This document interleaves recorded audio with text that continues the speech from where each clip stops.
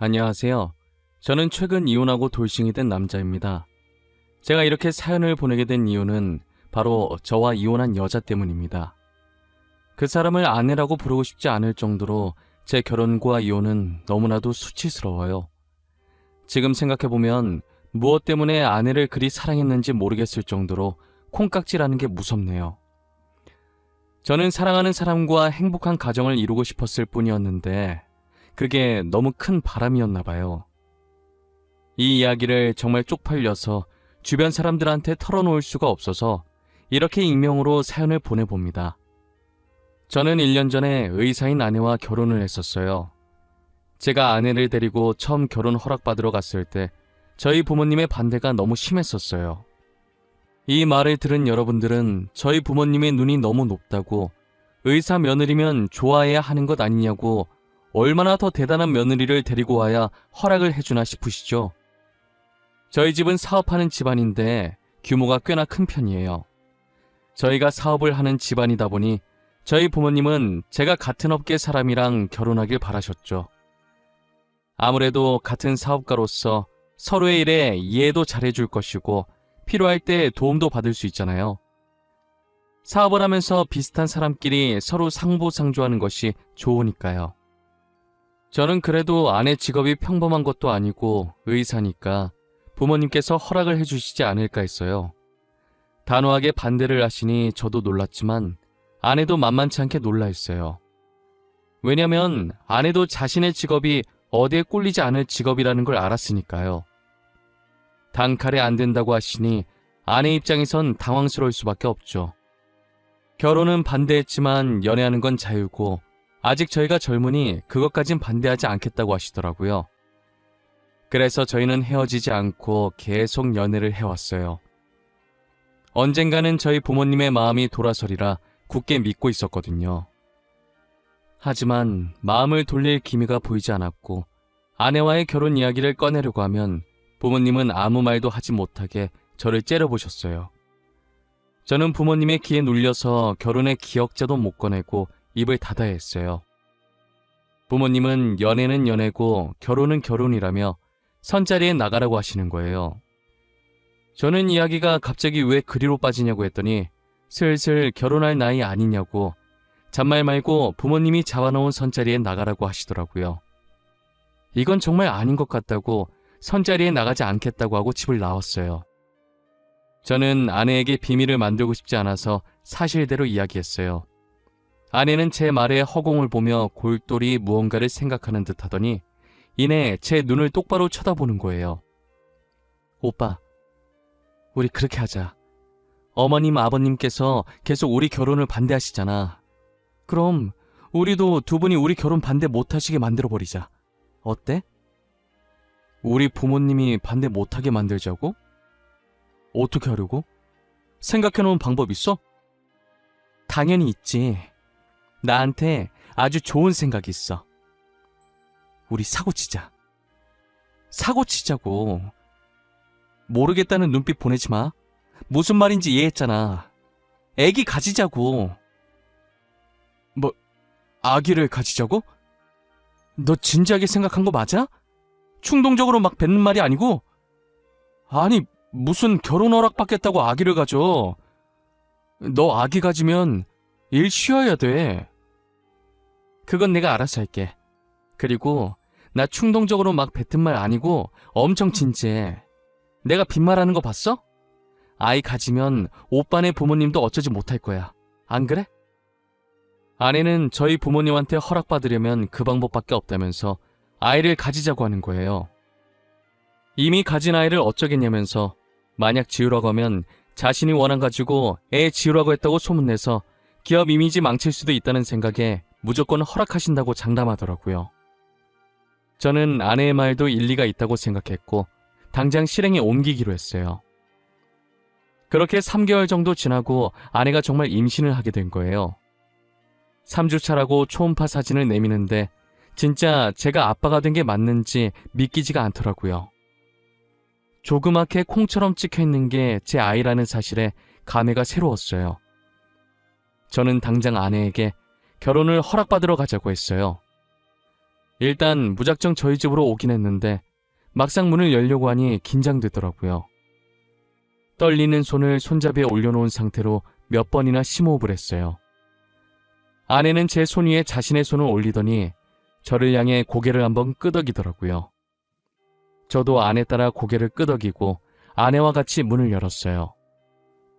문 열리는 소리에 부모님이 저희 쪽으로 쳐다보셨고 아내와 함께 온 모습을 보고 눈을 찌푸리더라고요. 여자친구는 뭐하러 데리고 온 거냐? 또 결혼 허락해달라는 쓰잘데기 없는 말 하러 온 거냐? 아가씨께는 너무 미안하지만 우리 아들 이번에 선보러 갈 거예요. 알고는 있어야 하지 않나 싶어서. 알고 있습니다.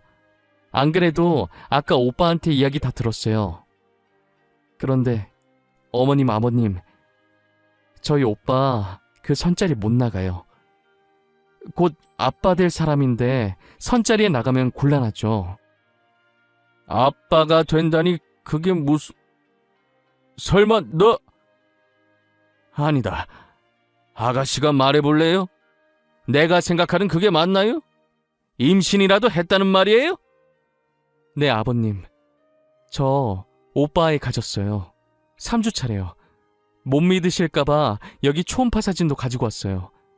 진짜인지 가짜인지는 거기에 찍힌 산부인과에 연락해보시면 바로 알 수 있으실 거예요. 아내는 당당하게 초음파 사진을 내밀었고 아버지는 당황한 표정으로 사진을 받아드셨어요. 그리고 임신이라는 말에 놀라서 주방에 계시던 어머니가 국자를 든 채로 거실까지 나오셨더라고요. 아버지는 아내의 말 따라 휴대전화를 들어서 산부인과에 전화를 해서 확인했어요. 산부인과 측에서 맞다고 했는지 전화를 끊고 아무 말 없이 사진만 빤히 보시더라고요. 저 아내는 괜히 긴장돼서 옴짝달싹도 못한 채 마른 침만 삼켰어요. 1분간의 숨막히는 정적이 이어지더니 이내 아버지는 활짝 웃으시더라고요. 아버지가 웃는 동시에 어머니도 웃으시는데 이게 무슨 상황인가 싶어 저와 아내는 아무런 제스처도 취하지 못하고 눈만 꿈뻑꿈뻑거리고 있었어요. 이야, 이게 정말 내 손주란 말이야? 이렇게 조그만 것이 아들인지 딸인지는 아직 모르는 거지. 언제쯤 알 수 있다니? 개인적으로 딸이었으면 아는구나. 나는 외동아들밖에 없어서 딸이 너무 궁금해. 아마 3주 정도 더 지나야 성별할 수 있을 거예요. 누굴 닮았으려나? 인물은 솔직히 며느라이가 더 나은데 말이에요. 솔직히 우리 아들은 너무 평범하잖아. 그 반응들은 뭐예요? 좋아하는 것 같긴 한데 그래서 저 선 나가요? 애 아빠 될 사람이 선자리를 왜 나가? 출산 힘든 건데 네가 며느리 옆에서 보필해야지. 네 엄마도 너 낳을 때 엄청 고생했어. 네가 애 낳을 때까지 잘해줘. 집안일도 하고. 그래, 맞아. 임신했을 때 잘못하잖아? 그거 진짜 평생 기억 남는다.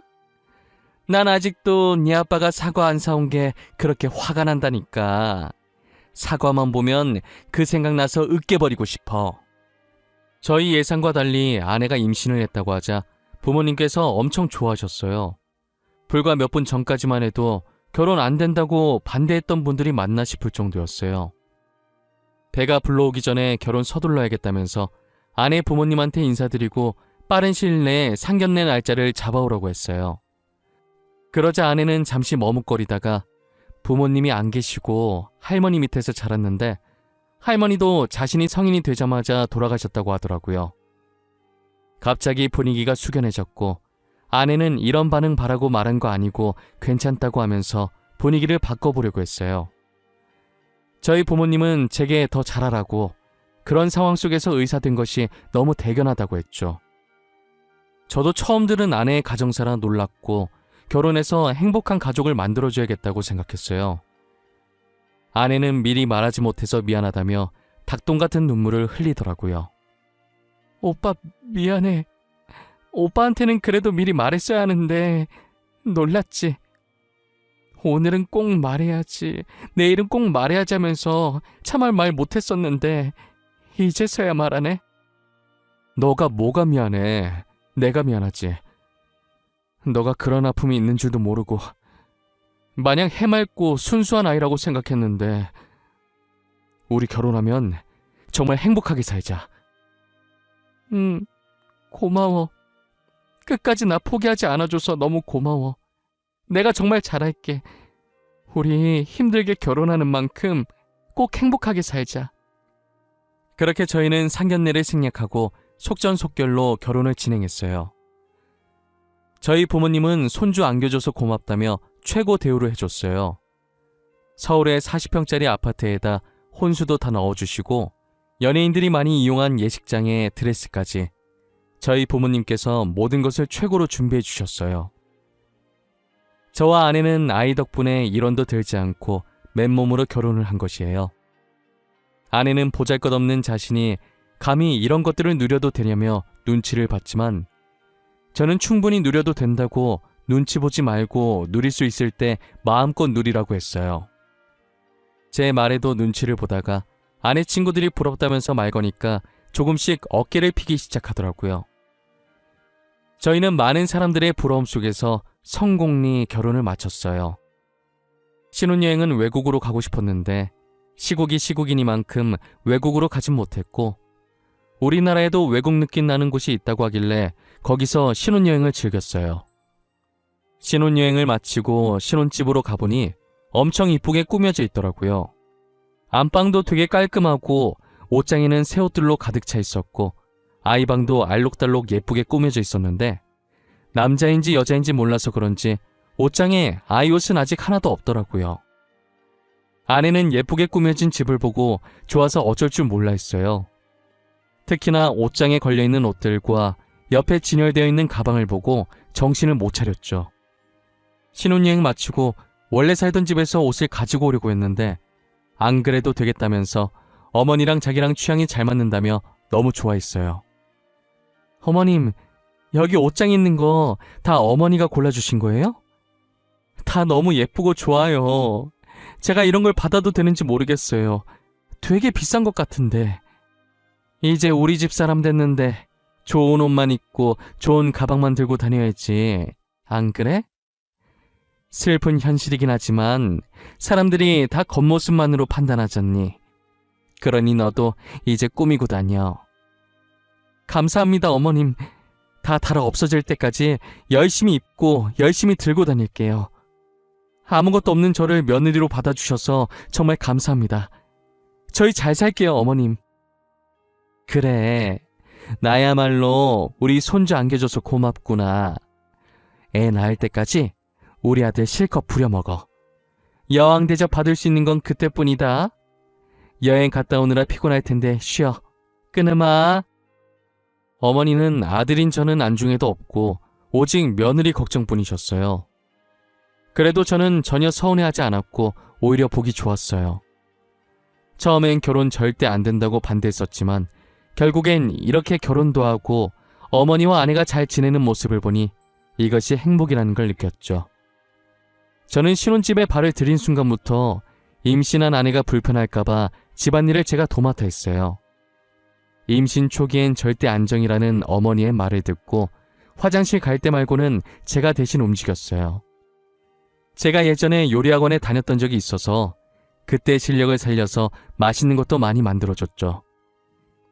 아내는 이런 것도 만들 줄 아냐며 놀라더니 맛있게 다 먹어주더라고요. 제가 만들어준 요리를 남김없이 잘 먹는 모습을 보니 얼마나 뿌듯한지 몰라요. 요리사들이 이 맛에 요리를 하는구나 싶더라니까요. 주변에서 아내가 임신하면 입덧이 심해서 밥을 못 먹는다고 해서 걱정을 많이 했는데 저희 아내는 다행히 입덧을 하지 않았고 가리는 것 없이 잘 먹었어요. 저희는 아이가 뱃속에서부터 효자라면서 태어나면 얼마나 효자일까 유난을 떨었어요. 하지만 효자인 줄만 알았던 아이가 아내를 불편하게 하는 게 한 가지 있더라고요. 임신을 한 뒤로 어디로 눕든 자세가 불편해서 불면증에 시달리고 있다는 거예요. 그래서 저희는 어쩔 수 없이 결혼한 지 2달 반 만에 각방을 써야 했어요. 마음껏 자세를 바꾸고 움직일 수 있게 넓은 침대를 하나 사서 남는 방에 넣어줬고 자세 편하게 취할 수 있는 기다란 베개 같은 게 있다고 해서 그것도 사서 같이 넣어줬어요. 아내는 그 베개가 효과 만점인 것 같다고 간만에 편하게 잤다고 좋아하더라고요. 그렇게 아이를 낳을 때까지만 각방 생활을 하기로 했어요. 이제 아내가 임신한 지 4개월이 접어들었는데 생각보다 아내 배가 안 튀어나오더라고요. 제가 임신을 해본 적이 없으니까 어느 정도 돼야 배가 튀어나오는지 정확히 몰랐어요. 단순히 호기심에 아내한테 물어봤는데 아내가 살짝 당황해 하더라고요. 여보, 이번 주면 우리 아기 4개월째 되는 거 아닌가? 근데 당신 배는 그대로인 것 같네? 내가 임신을 안 해봤으니까 잘 모르지만 4개월째 되면 배가 튀어나오지 않아? 튀어나오지. 근데 그건 애기 크는 속도에 따라 달라. 우리 애가 다른 애에 비해 체구가 작나 보다. 앞으로 다른 애들처럼 크게 잘 먹어줘야겠어. 그래? 근데 당신 최근에 되게 잘 먹었잖아. 영양소 고루고루 잘 먹여야 하나? 우리가 너무 고기만 먹긴 했어. 야채도 좀 먹어야겠다. 임산부한테 좋은 음식 좀 알아볼게. 진짜 매번 고마워. 나 정말 남편 하나는 기가 막히게 잘 뒀다니까? 당신 같은 사람을 어디서 만나. 항상 고마워. 아니야, 나야 고맙지. 너 덕분에 내가 사람 됐잖아. 우리 앞으로도 지금처럼 행복하게 살자. 저는 아내가 당황해하긴 했지만 아무래도 아내가 의사이기 때문에 의심 없이 아내의 말을 믿었어요. 그 뒤로 임산부에게 좋다는 음식만 골라서 아내에게 해다 바쳤고 아내는 아기를 위해 열심히 먹었어요. 다행히 아이에게 아무 문제가 없는지 아내의 배가 조금씩 불러오기 시작하더라고요.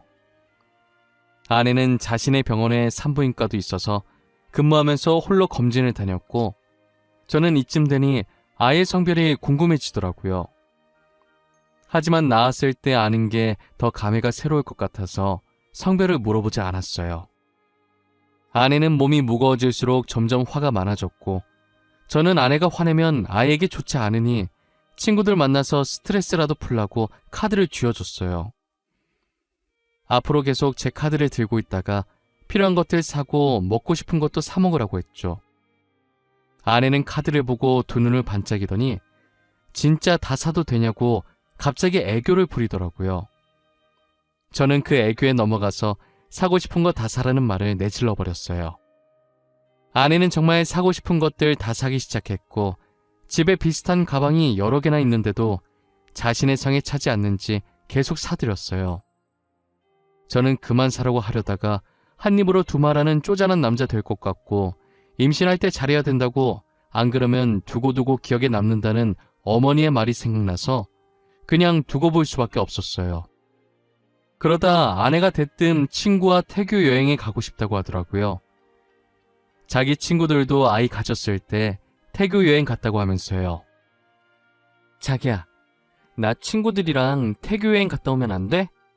내 친구들도 아이 가졌을 때 친구들끼리 태교 여행 갔다고 하더라고. 그래? 근데 나랑 가면 되잖아. 꼭 친구들이랑 가야 돼? 자기, 나 서운하려고 그래? 아니, 나 결혼하고 나서 친구들이랑 여행 한 번도 못 가봤단 말이야. 이때까지 자기랑 많이 놀았잖아. 이번엔 자기가 양보해주면 안 돼? 알겠어. 아쉽지만 내가 양보해야겠네. 친구들이랑 재밌게 놀다 와. 어디로 얼마나 놀고 올 건데? 오래 있다 올 거야? 이렇게 무거운 몸으로 어떻게 오래 있다 와. 그냥 짧게 2박 3일 갔다 올 거야. 요즘 경주가 그렇게 핫하대. 그래서 경주 갔다 오게. 그래, 조심히 갔다 와. 언제나 몸 조심하고, 알겠지? 카드는 전에 내가 준 거 있지? 그거 가지고 가서 재밌게 놀다 와. 그렇게 아내는 친구들과 경주로 2박 3일 여행을 떠났고 저는 간만에 휴식을 취했어요. 친구들한테 아내 여행 갔다고 이야기하니 혼자 있을 때 술 한잔 하자고 부르더라고요. 저도 곰곰이 생각해보니 아내 챙기느라 친구를 한 번도 못 만났던 것 같아요. 간만에 친구들 만나 에너지 충전 좀 하자 싶어 편한 옷을 찾고 있었어요. 근데 제가 입으려고 했던 후드티가 안방 옷장에 안 보이는 거예요. 며칠 전에 아내가 제 후드티를 입었던 게 생각나서 혹시나 거기에 있나 보려고 아내 방에 들어가서 옷장을 확인했어요. 옷장을 하나씩 확인하는데 걸려있는 옷 사이에 이상한 게 하나 있더라고요. 손으로 잡으니 묵직한 게 한 손으로 빼내기가 쉽지 않더라고요. 끙끙거리면서 빼보니 이상한 물건의 정체는 TV 속에서 많이 보던 임산부 체험복이었어요. 저는 도대체 이게 왜 아내 방에 있지 하면서 별 생각 없이 옆에 세워두고 후드티를 마저 찾다가 갑자기 쎄한 느낌이 들었는데 설마 하고 넘겼어요. 그 당시엔 제가 드라마를 너무 많이 봐서 쓸데없는 생각하고 있는 거라고 믿었어요. 저는 그게 왜 있는지 너무 궁금해서 아내가 돌아오는 날엔 평일이라 제가 퇴근하고 저보다 먼저 집에 와서 짐을 풀고 있는 아내에게 물어봤어요. 아내는 아무렇지 않게 자기 환자가 주문한 거라고 하더라고요. 내가 당신 여행 가 있는 동안에 후드티 찾는다고 잠시 당신 옷장 봤었거든. 근데 TV에서나 보던 임산부 체험복 있더라고. 그거 뭐야? 왜 당신 방에 그게 있어? 아, 그거? 안 그래도 그거 내일 병원에 가지고 가야 돼. 환자가 주문한 거거든. 아내 임신 준비하는데 그 전에 자기가 아내 고통 먼저 느껴보고 싶다나? 그래서 내가 주문해줬어. 그런 거였어? 특이한 환자분이네. 하긴 먼저 고통 느껴보는 것도 좋긴 하겠다. 얼마나 힘든지 알아야 아내한테 더 잘할 거 아니야. 좋은 남편이시네. 아참, 당신한테도 저거 주문해서 입혀볼 걸 그랬나? 그럼 내가 지금 얼마나 힘든지 알 텐데. 난 괜찮아. 나는 입어보지 않아도 충분히 알았어. 그때 들어보니까 되게 무겁더라고. 나는 정말 괜찮은 것 같아. 당신 아직 저녁 안 먹었지? 내가 저녁 차려줄게. 아내는 호기심 가득한 표정으로 제게 임산부 체험복을 따로 주문해서 입어보길 권했고 저는 정말 입으라고 할까봐 말을 돌려버렸어요. 아내는 밥 먹으면서도 괜히 임산부 체험복 얘기를 하면서 난처해하는 제 표정을 보고 즐기더라고요. 저는 모양 빠지게 안 입겠다고 한 게 뒤늦게 민망해서 멋쩍은 듯 머리를 긁었어요. 그러다 한날은 제가 지방 출장이 잡혀 있었는데 갑자기 취소가 된 거예요. 당시 제가 피로감도 많이 쌓이고 몸이 좋지 않은 느낌이라 가기 싫었는데 잘 됐다 싶었어요. 저는 컨디션도 안 좋고 빨리 쉬고 싶은 마음에 아내에게 연락도 안 하고 곧장 집으로 갔어요. 운전도 못할 것 같아서 차를 회사에 두고 대중교통 이용해서 집에 갔죠. 집으로 들어가니 아내의 목소리가 현관까지 들리더라고요. 거실에 가니 안 보이고 소리 들리는 쪽으로 발걸음을 옮겼어요. 아내는 제가 들어오는 소리도 못 들었는지 방에서 열심히 누군가와 신나게 통화하고 있더라고요. 천천히 걸어서 문 앞에 다다랐을 때 문틈 사이로 들려오는 아내의 목소리를 듣고 멈춰섰어요. 근데 너 이제 어떡할 거냐? 대충 유산했다고 하지 왜 이렇게 질질 끌었어? 아이 어디서 구하려고 그래? 나 사사나 나왔다고는 말 못해준다. 미리 말했어. 야, 친구 좋다는 게 뭐냐? 이번에도 나 좀 도와줘. 나 너가 도와준 덕분에 결혼한 거잖아. 나 그때 진짜 아버님이 전화할 줄은 꿈에도 몰랐다? 얼마나 간 쫄리던지. 너 저번에 임산부 체험복 들킬 뻔했다며. 진짜 웃겨. 야 잠깐만. 너네 남편 출장 갔다고 했지? 남편 출장 가 있는 동안에 유산했다고 하면 안 돼? 애 심장 안 뛰어서 수술했다고 하면 되잖아. 너 진짜 머리 좋다. 어떻게 그런 생각을 해내지? 애 심장 안 뛰는데 자기네들이 어쩔 거야. 그치? 나는 그냥 이 집 며느리로 있기만 하면 돼.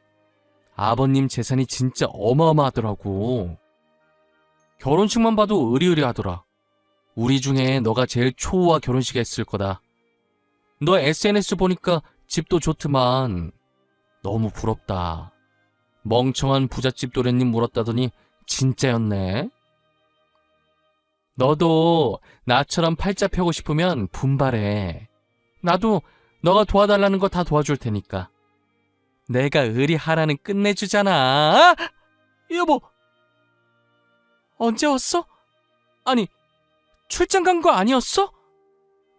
아내는 홀쭉한 배로 침대에 누워서 통화하다가 일어나면서 문 앞에 서 있는 저를 발견하고 놀라더라고요. 마치 귀신이라도 본 사람처럼 들고 있던 휴대폰까지 던지면서 소리 질렀어요.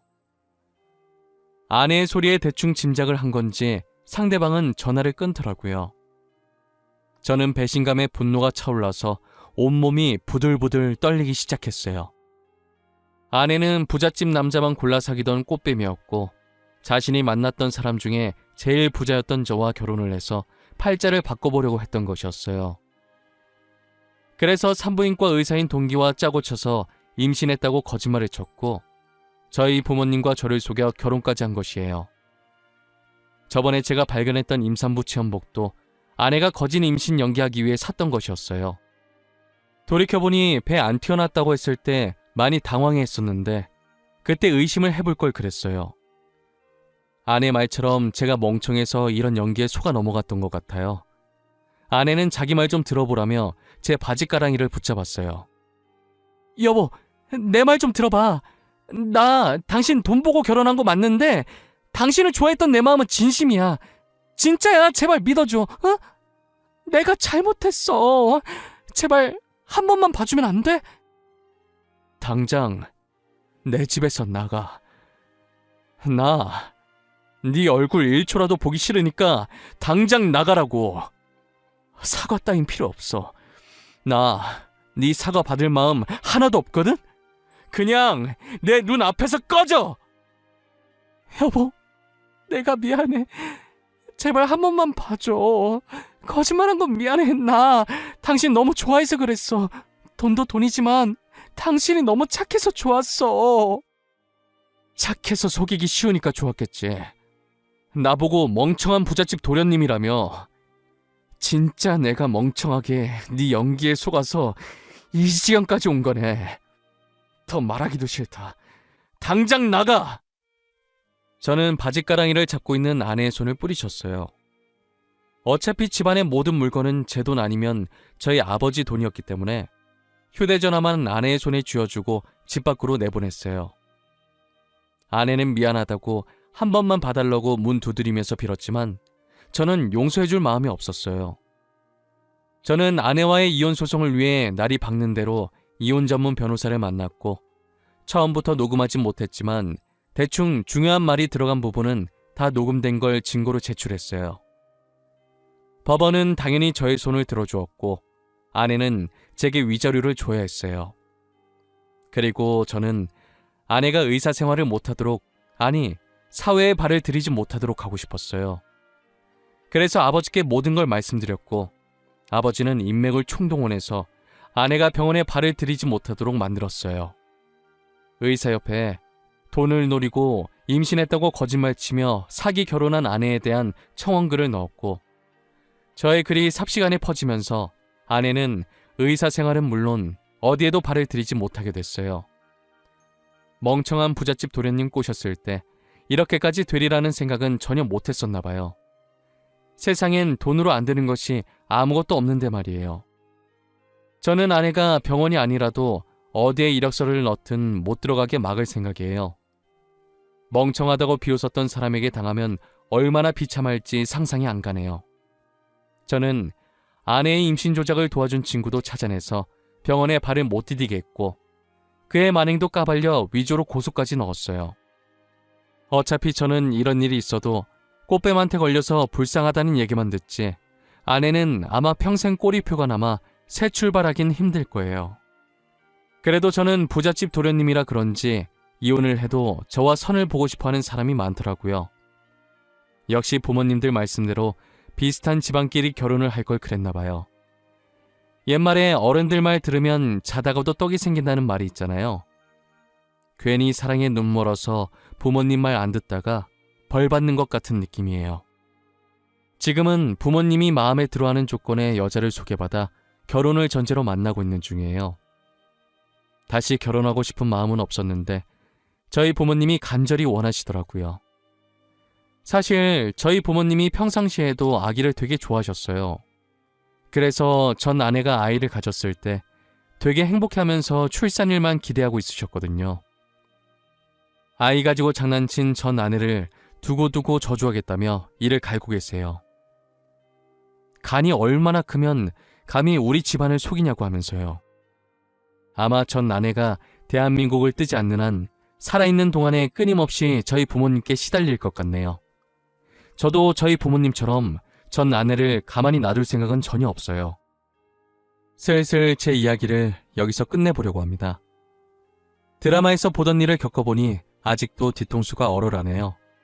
사랑했던 사람에게 배신을 당하니 사람이 정말 땅끝까지 절망에 빠지게 되더라고요. 지금은 잘 이겨내고 다른 사람을 만나고 있지만 당시엔 정말 죽을까도 생각 많이 했어요. 그래도 이렇게 좋은 사람을 만나 많이 치유되어 다행이죠. 여러분들도 저처럼 멍청하게 당하지 말고 뭐든 확실히 알아보시길 바랄게요. 꼬리가 길면 잡힌다고 거짓말하면 언젠간 잡히게 되어 있답니다. 지금까지 제 이야기 들어주신 모든 분들께 감사합니다.